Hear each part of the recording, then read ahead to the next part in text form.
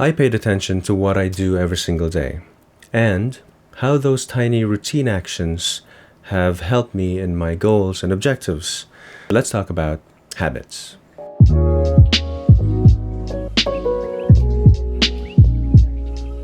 If you're new here, my name is Andrew, and welcome to my channel, Mindset and Methods. What are habits? Habits are routine behaviors or tendencies, often done automatically and subconsciously. These are acquired through constant repetition. There is this well-known book, I'm sure you're all aware of it, by James Clear called Atomic Habits, where he talks in extreme detail anything and everything about habits. So I won't repeat everything he said there, and I recommend reading this book at least once a year. But what I can do is share with you in this video what I gleaned from that book and what I do myself in terms of implementing some of the things that he talks about there. And why is it important to tailor your habits to achieve your goals? Habits, which compound over time, achieve something the more you do them, be it a positive or negative outcome. If I dedicate myself to eating fast food every day, I will certainly be successful in achieving a body mass index in the category of overweight or even obese. And couple that with sitting and lounging all day, and I'll achieve it twice as fast. However, my goals are set in the opposite direction, which for some reason is far more difficult to achieve. Habits, though small and negligible, can actually help move the needle as they stack up to something significant. And I know it's not the most intuitive thing, but compounding really does wonders. I mean, just ask any of the finance bros. And so how to take on good habits? Well, first, start by doing something. You can't take the first step without taking the first step. Log it and then repeat it tomorrow. Log it and then do it the next day and the next day. Consistently up to 40 to 50 days straight. And whatever it is that you've been doing, it'll get easier over time. But the first 30 days will be the most difficult. I certainly struggled in the early days, but you just gotta have to keep doing it, whether you feel like it or not.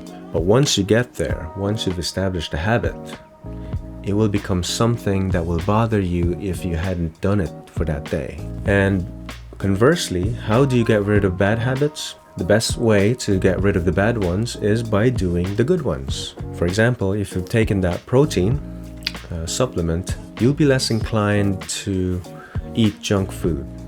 Well, firstly, because you'll feel full already. And secondly, you won't want to sabotage your progress. You know, we're more protective when we're losing something than when we're gaining it. James says, you do not rise to the level of your goals.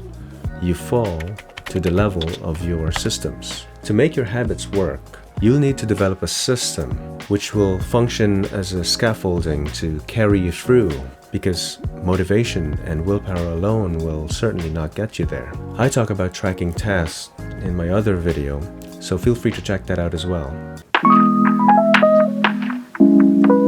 So what's on my daily habit tracker? Let me show you what I tick every single day and what I end up doing most days. The first one is praying together.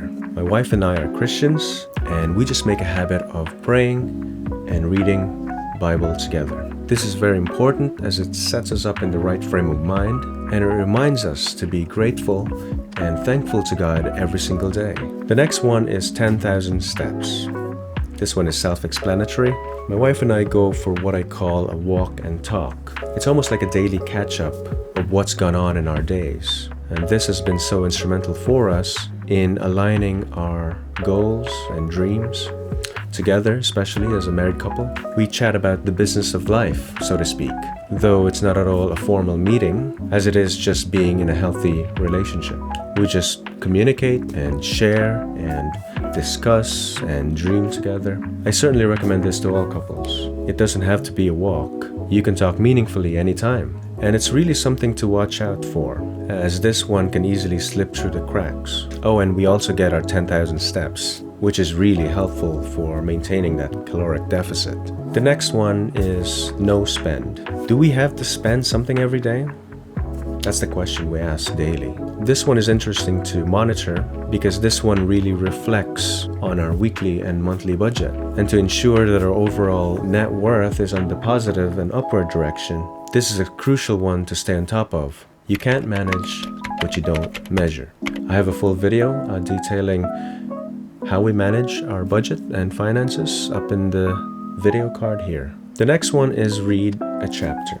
To be honest, this one has taken a back seat recently. I haven't had time to catch up on my reading, but a couple of weeks back, I've been consuming journal papers and book chapters relating to my PhD, which I talk about on my other video as well. And this habit is one that really yields results because it not only adds to my learning, but it also trains my brain to do the difficult thing by consuming and processing information, which will have a long-lasting effect. And to be honest, it isn't the easiest one to maintain, which I question whether this one has become a strong habit.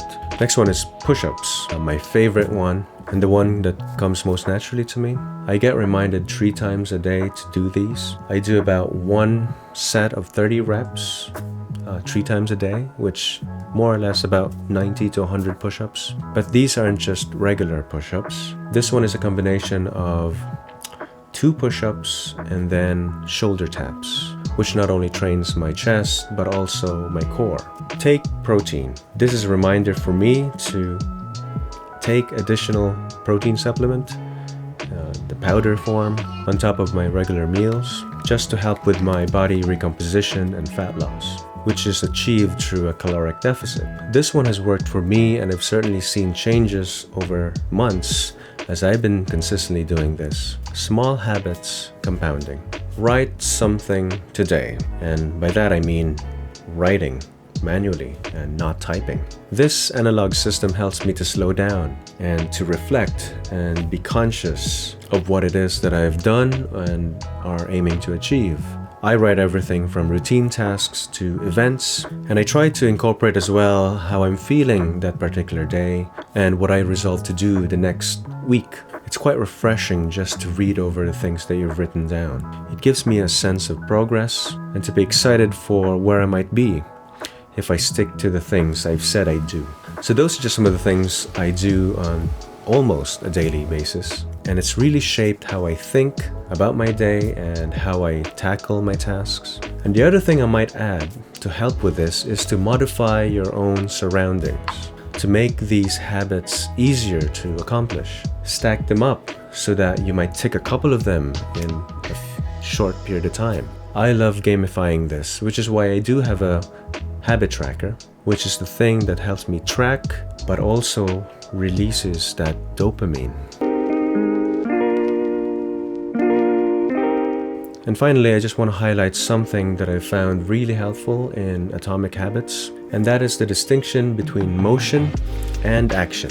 Motion involves planning, strategizing, researching, and learning. It's about getting ready to do something. This is the one I actually enjoy the most because it gives me a sense of being productive.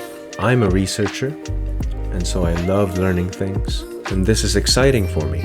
Creating spreadsheets and budgets, tracking tasks, and outlining ideas are fun for me. However, I can get stuck in this, what you'd call a motion trap. And I hate to admit it, but this is actually a form of procrastination for me, truth be told. Motion does not produce results. And this is tricky for me to understand because I feel that I am doing something that moves the needle, but it really doesn't. Yes, it's important, for sure, but not by itself. It needs to be coupled up with action.